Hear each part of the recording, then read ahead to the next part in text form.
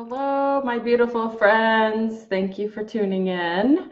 Welcome to Power Ups Tips. So today I want to talk to you about tracking your food and how it will help you be more accountable and more accurate. Feel free to comment below. Let me know where you are watching this from. I have friends all across the country and around the world, so I love knowing where you are tuning in from. So when I track my food personally, I know that I make better food choices because it's hard to remember what all I ate earlier in the day. So you can kind of be a little bit loosey-goosey and maybe eat more or make choices that are not really in alignment with what you're looking to achieve.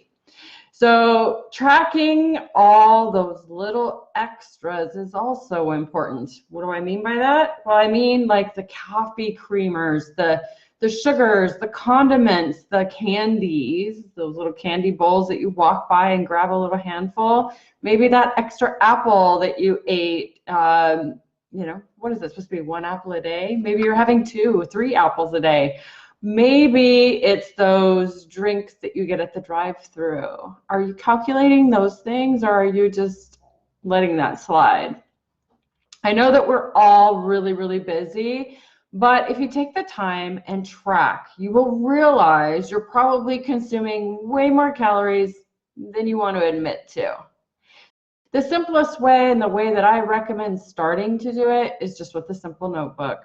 Really just dumbing down, eating smaller amounts of food groups, obviously eating out of all the food groups, but just really simplifying the foods that you eat and starting small and documenting it in a notebook and learning how to measure things, how to calculate sizes and calculate the calories.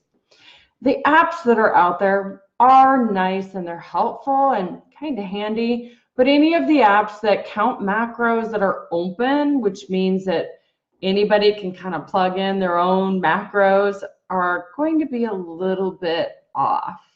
So I want to caution you with that. I know I love My Macros Plus, but I utilize all the ones that I've personally entered in because I'm not going to use someone else's macros because they might be skewing the numbers just a little bit. So I wanted to put that out there. But that's the one that I use is My Macros Plus, but my own entries.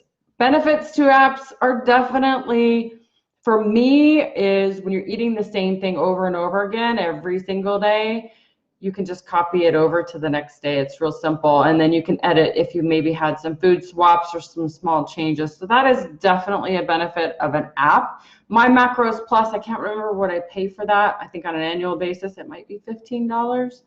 But that's the one that I use.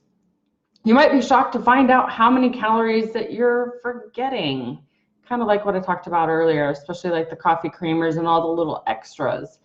Just 100 calories extra a day can equal 10 pounds a year. That's a lot. So tracking your food intake will also show that you are doing really well and can be really rewarding. So try it. Building on what you currently are doing, taking small steps to improve, you need to have something that you're tracking with, something that you can reflect on. And I do believe 1% greater or 1% better every day is all you need to do. The longer that you track, the more information that you'll have so you can reflect back in your journal. Especially like I said, if you use a notebook, it's so much easier. You can reflect back and kind of see where you've come. Pretty much what I always suggest is start small and then move forward, but you can always look back and go, oh man, look at that. I used to have cheese on everything, or I used to have that glass of milk every morning or whatever, and now I don't need it. Like I don't even miss it. So there are some good things that come in time. You can also look back at the past few days or weeks and see what has been working well and what hasn't been working well. So what you've also can look at what macros you're eating or food groups. You want to make sure you're eating out of all the food groups. So are you eating enough protein? Are you eating too little protein? You can kind of make adjustments. Also carbohydrates and fats. Gotta have those in our diets, right? So making sure that you are eating balanced and in many food groups.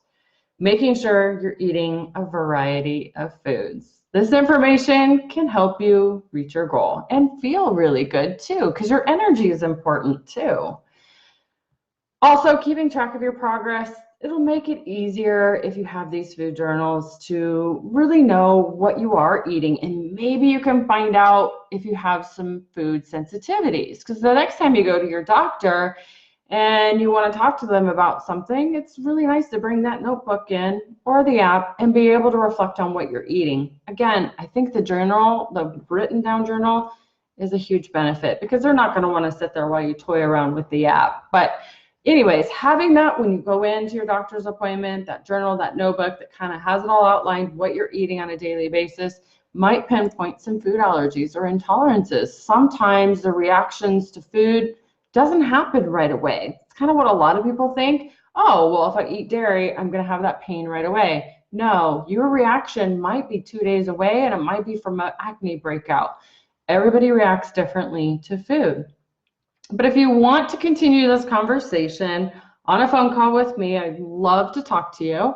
We can jump on a phone call, 30 minutes to an hour is what I recommend. Book a call. It's free, no obligation. I'm not going to sales pitch you anything unless you're curious at how I can help you moving forward.